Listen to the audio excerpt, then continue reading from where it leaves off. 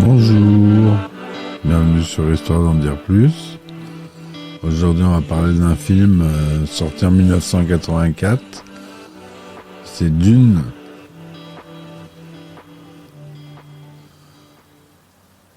Voilà, Dune. Donc le film de 1984 réalisé par David Lynch.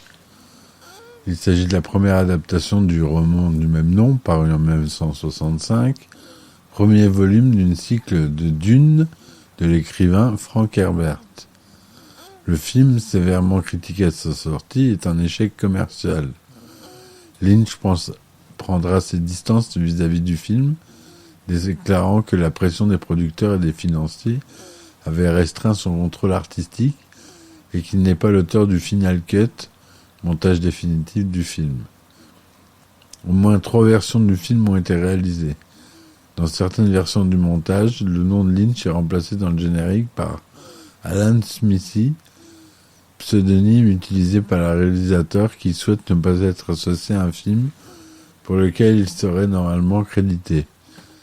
Les versions longues et télévisées du film créditent en outre le scénariste David Lynch en tant que Judas Booth. Le film est devenu culte au fil des temps, mais les opinions varient parmi les fans du roman de Herbert et les fans du film de Lynch. C'est un film qui dure 137 minutes, qui est sorti en 1984, ça je vous l'ai dit. Grande complexité, ça a été produit aux États-Unis et au Mexique, avec Kyle MacLachlan de Twin Peaks, Sean Young, Francesca Annis, Sting et Max von Sydow. Dans le synopsis, on peut retrouver que dans un futur lointain, en l'an 10191, après la Guilde, l'épice est la substance la plus convoitée de l'univers. Permettant de voyager dans l'espace, cette matière ne se trouve qu'en un seul endroit, Arrakis. Cette planète des sables, également dénommée Dune, est un monde aride et hostile, presque entièrement recouvert d'un désert brûlant. Le duc Leto Atreides remplace ses ennemis, les Harkonnen, à la tête du fief d'Arrakis. Il part s'y installer avec sa concubine, Dame Jessica, et leur fils Paul. Les membres de la maison Atreides flairent un piège tendu par le baron Vladimir Harkonnen, leur ennemi juré, mais doivent obéir à la volonté de leur empereur Padishah Shaddam IV. Peu après leur installation sur Dune, les Atreides sont trahis par le médecin personnel du duc Leto. Le docteur Way est décimé par une attaque conjointe des forces Harkonnen et des troupes d'élite de l'empereur. Paul et sa mère Jessica parviennent à fuir et se retrouvent parmi les seuls survivants de la maison Atreides. Perdus en plein désert, ils y rencontrent les Fremen, le peuple indigène d'Arrakis qui est le véritable maître du désert. Les Fremen attendent la venue d'un Messie qui les délivrera. Se pourrait-il que ce soit Paul?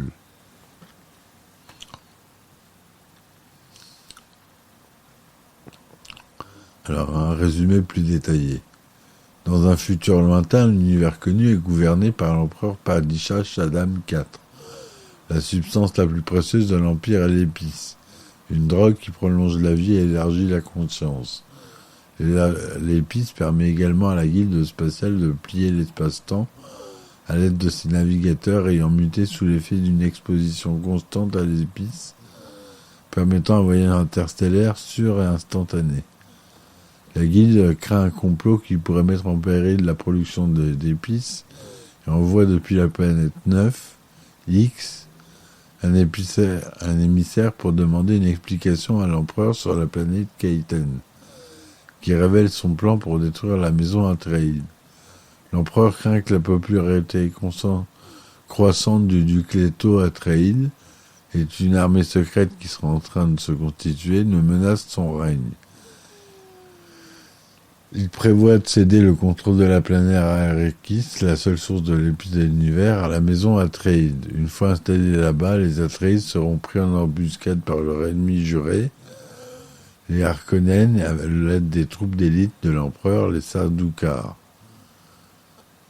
Le navigateur de la Guilde ordonne à l'empereur de tuer le fils de Duc Leto, Paul Atreides, parce que la Guilde craint qu'il ne menace d'une manière ou d'une autre la production d'épices. L'ordre d'exécution attire l'attention de la sonorité de Ben Gesserit, puisque Paul est lié à leur programme d'élevage séculaire pour produire le Kwisatz Haderach, l'être suprême de l'univers. Avant que Paul ne parte pour Arrakis, il est testé sur Caladan par la révérende mère Besen Gesserit Mohiam, en étant forcé d'endurer une douleur atroce ou être mortellement piqué par le gomme Jabbar. À la surprise et à la satisfaction du Mohiam, il réussit le test. Dans le monde industriel de Jedi Prime, le baron sadique Vladimir Harkonnen raconte à ses neveux Glossu la Bête, Rabban et Feyd Raouta son plan pour éliminer la maison Atreides en manipulant quelqu'un dans la cour du duc pour le trahir. Les Atreides quittent leur monde natal, Caladan, pour Arrakis, une planète désertique, aride, peuplée gigantesque vers des sables. Les indigènes d'Arrakis, les Fremen, prophétisent qu'un messie les conduira à la liberté. Duncan Idaho, l'un des loyalistes de Leto, lui dit qu'il soupçonne Dune d'abriter un grand nombre de Fremen qui pourraient s'avérer être de puissants alliés. Avant que Leto ne puisse former une alliance avec les Fremen, les Harkonnen lancent leurs attaques. Les traîtres des Harkonnen au sein de la maison Atreides, le médecin personnel de Leto, le docteur Wellington Way, désactive les boucliers critiques, laissant les Atreides presque sans défense. Idaho est alors tué, Leto est blessé par Way, puis capturé et presque toute la maison Atreides est anéantie par les Harkonnen. Le mentat Peter Devry tue alors le docteur Way avec une lame empoisonnée. Leto meurt dans une tentative infructueuse d'assassiner le baron Harkonnen en utilisant une dent à gaz toxique implantée par le Dr. Way en échange d'épargner la vie de sa concubine Jessica et Paul. Pendant ce temps, Paul et Jessica ont été emmenés dans le désert par 2 soldats Harkonnen, mais ils arrivent à se libérer grâce à la voix. Dans la bataille qui suit, leur vaisseau s'écrase. Ils échappent alors jusqu'à un sietch de Fremen qui leur donne refuge. Alors un sietch, c'est un terme employé dans l'univers de Dune. C'est un refuge. Paul prend le nom de Fremen Muad'Dib et apparaît comme le leader que les Fremen attendaient. Il leur apprend à construire et à utiliser leurs modules étranges, des armes soniques développées par la maison Atreides, et cible l'extraction des épices. Au cours des 2 années suivantes, la production d'épices est presque arrêtée. La Guilde de l'espace informe que l'empereur de la détérioration de la situation sur Arrakis et lui demande d'y remédier. Pardon. Paul tombe amoureux de Shani, une jeune guerrière framienne. Jessica devient la mère révérende des Fremen en ingérant l'eau de vie, un poison mortel qui rend inoffensif en utilisant ses capacités Bene Gesserit. À la suite de ce rituel, l'enfant Annette Jessica, Alia, émerge plus tard de l'utérus avec les pleins pouvoirs d'une révérende mère adulte Bene Gesserit. Dans un rêve prophétique, Paul apprend le complot de l'empereur et de la Guilde pour le tuer. Il voit aussi qu'ils craignent qu'il ne consomme l'eau de vie. Lorsque les rêves de Paul s'arrêtent soudainement, il boit l'eau de vie et fait un voyage psychédélique dans le désert. Il acquiert de puissants pouvoirs psychiques et la capacité de contrôler les vers des sables, dont il se rend compte qu'ils sont la source de l'épice. Pressé par la Guilde, leur empereur rassemble une énorme flotte d'invasion au-dessus d'Arrakis pour anéantir les Fremen et reprendre le contrôle de la place à la place des Harkonnen. Il fait décapiter Rabanne et convoque le baron Vladimir pour obtenir ses explications sur l'arrêt de l'extraction. Paul lance alors son attaque finale contre les Harkonnen et l'empereur à Arakin, la capitale. À cheval sur les vers des sables, aidé par des armes atomiques qui empêchent et provoquent une brèche dans les montagnes, et brandissant des armes soniques, les guerriers Fremen de Paul battent rapidement les légions de l'empereur. Les sœurs de Paul, Alia, blessent mortellement le baron Harkonnen, qui est aspiré à l'extérieur du palais, puis avalé par un ver des sables. Paul affronte l'empereur et combat Fed Rota dans un duel mort. Après avoir tué Fed, Paul démontre ses nouveaux pouvoirs et accomplit la prophétie Fremen en faisant tomber la pluie sur Arrakis. Alia le déclare arrête le Kwisatz Haderach. Voilà pour le résumé. Donc, à la réalisation, on retrouve David Lynch, comme je l'ai dit, qui a crédité Alan Smithy pour la version télévisée. Au scénario, toujours David Lynch, crédité Judd Booth pour la version télévisée, d'après le roman Dune de 65 de Frank Herbert. Pour la musique, c'est le groupe Toto, qui est assez étonnant, mais on retrouve Toto à la musique. Le budget d'environ 45 millions de dollars. C'est tourné en couleur Technicolor 35 mm de 35e, son Dolby Stereo. La version cinéma dure 137 minutes. La version télé de 88, 188 minutes. La version édition spéciale, 190 minutes. Et la version longue, 177 minutes.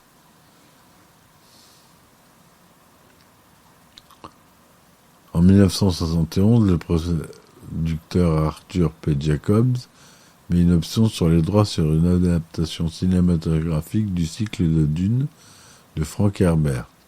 Mais le décès du producteur en 1973 stoppe son idée. En 1975, des droits sont acquis par un consortium français dirigé par Jean-Paul Gibbon. Le producteur français, Michel Seydoux, fait appel au cinéaste chilien Alejandro Jodorowsky, qui établit alors une liste de personnes avec lesquelles ils veulent travailler sur le projet. Le dessinateur de bande dessinée français Jean Giraud, le scénariste et spécialiste des effets spéciaux américains Dan O'Bannon, futur scénariste d'Alien en 1979, l'artiste suisse Hans-Rudi Giger, futur créateur du monstre d'Alien, et l'illustrateur britannique Chris Foss. Côté acteur, Jodorowsky envisage Mick Jagger, Orson Welles, Salvador Dali, David Carradine, Amanda Lear, ainsi que son propre fils, Brantis Jodorowsky. Il parvient par ailleurs à un accord avec les groupes Pink Floyd et Madma pour composer la musique du film. De nombreux concepts art et dessins préparatoires sont alors créés en parallèle du script. Une bible volumineuse est conçue pour démarcher les studios et ainsi trouver les 5 millions nécessaires pour boucler le financement du film. Les majors apprécient le projet, mais le choix de Jodorowsky ne les satisfait pas. Michel Seydoux explique que selon les studios, tout était génial sauf le metteur en scène. Cela marqua l'arrêt du projet. Toute cette histoire sera ensuite relatée dans le documentaire Jodorowsky Dune, sorti en 2013 aux États-Unis et en 2016 en France. Le projet est repris par le producteur Dino De Laurentiis, qui rachète les droits en 1976. En 1978, il demande à l'auteur Frank Herbert d'écrire lui-même le scénario d'après son œuvre. Celui-ci livre un script de 175 pages soit l'équivalent d'un film de 3 heures. Le poste de réalisateur est ensuite confié à Ridley Scott, tout juste révélé du succès d'Alien. L'écrivain et scénariste Rudy Whistler écrit l'adaptation qui déplaît à Herbert car il inclut un inceste entre Paul et sa mère. Après 7 mois de travail, Scott apprend le décès de son frère aîné et demande à tourner rapidement afin d'oublier sa tristesse. Comme le projet avance trop lentement, il se désiste de Dune pour réaliser Blade Runner en 82. En 81, alors que les droits sont sur le point d'expirer, De Laurentiis les renégocie avec l'auteur et inclut les suites du roman. Sa fille Raffaella décide ensuite d'engager David Lynch comme réalisateur, séduite par son film Elephant Man en 80. Peu intéressé par la science-fiction, Lynch vient alors de refuser l'offre de George Lucas pour retourner le Retour du Jedi. Mais intégré par l'univers d'Herbert, il accepte de faire Dune et travaille sur le script pendant plus d'1 an avec ses co-scénaristes d'Elephant Man, Eric Berggren et Christopher Devore. À la suite de différents créatifs, Lynch finit l'écriture seul. De Laurentiis et Universal approuvent son scénario en décembre 1982 pour un budget estimé à 40 millions de dollars. 8 plateaux sont réquisitionnés à Churubusco et 75 décors sont construits. Pour le rôle de Paul Atreides, Lynch souhaite engager un inconnu et finit par choisir Kyle MacLachlan qui fait ses débuts à l'écran. Les deux hommes deviennent rapidement amis. L'acteur John Hurt, qui interprétait John Merrick dans Elephant Man, est pressenti pour le rôle du Dr. Way. Il est finalement écarté en raison de son agenda chargé. Lynch se tourne alors vers Dean Stockwell, qu'il avait rencontré quelque temps plus tôt à Churubusco. Le tournage a eu entre mars et septembre 1983 au Mexique, au studio Churubusco, à Samalucaya, réserve de la biosphère El Pinacate et le grand désert d'Altar, et aux États-Unis, à Yuma, comté d'Imperial, Dix-Six. Le tournage au même endroit de Conan le Destructeur, une autre production de Laurentiis, complique l'organisation et le partage du matériel. De nombreux techniciens tombent malades à cause de la nourriture, les pannes d'électricité sont régulières, et les ouvriers mexicains ne sont pas qualifiés pour une production d'une telle envergure. Dépassé par l'ampleur du film, Lynch qualifie l'expérience de cauchemar. John Dykstra, qui devait superviser les effets visuels avec sa société Apogée, démissionne 90 jours après le début du tournage, faute de contrat signé et de budget validé. Le peintre est le sculpteur Carlo Romaldi, qui a participé à plusieurs films, promus par Dino De Laurentiis, est responsable des créatures des films dans Les Vers des Sables et le navigateur de la guilde spatiale. Lynch livre un premier montage de 3h30, une autre version le réduit à 3 heures.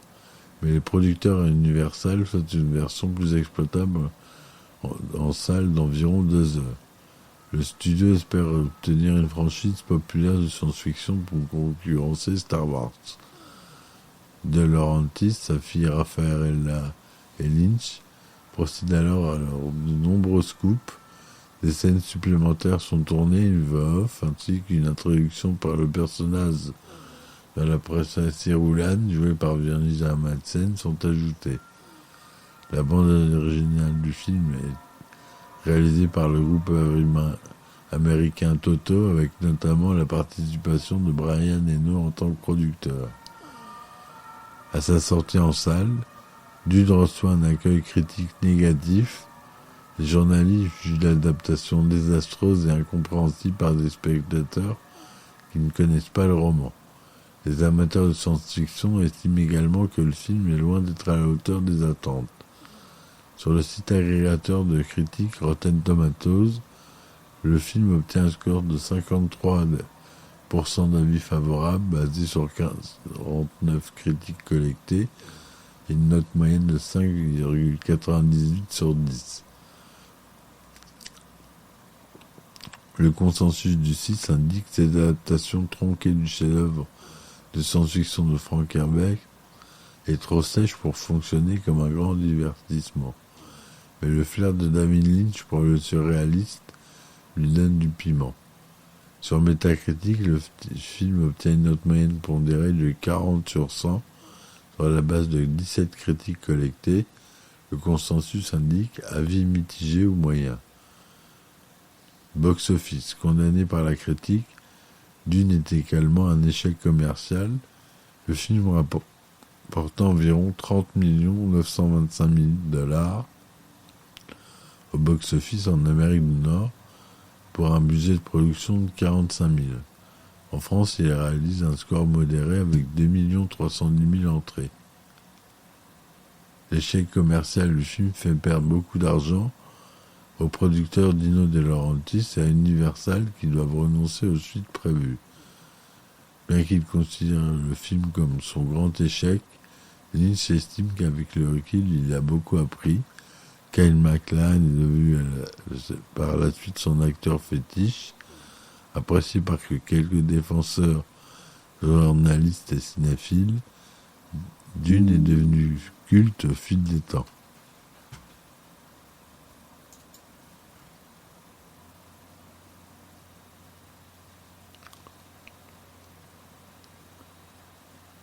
Une version de Dune est montée pour sa diffusion à la télévision, avec notamment une introduction détaillée. Celle-ci a été reniée par David Lynch, réalisateur et scénariste du film. Lynch exige que son nom soit retiré des crédits du générique de cette version télévisée pour être remplacé par le pseudonyme d'Alan Smithy en tant que réalisateur et celui de Judas Booth en tant que scénariste. Le nom Judas Booth est une idée de Lynch. Judas étant le nom de l'apôtre qui a trahi Jésus, et Booth étant le nom de famille de l'assassin d'Abraham Lincoln. Lynch a insinué que la production avait trahi et tué son film. Un internaute, Space Diver, a diffusé en 2012 une fan édite de Dune, The Alternative Edition Redux, qui coupe la majorité de la voix off et reprend la plupart des scènes coupées. D'une durée de 3 heures, ce montage rend le film beaucoup plus cohérent et donc plus proche de la version que Lynch souhaiterait sortir en salle. Voilà, j'espère que ça vous aura plu. Je vous dis à très vite pour une prochaine chronique et puis à bientôt. Ciao.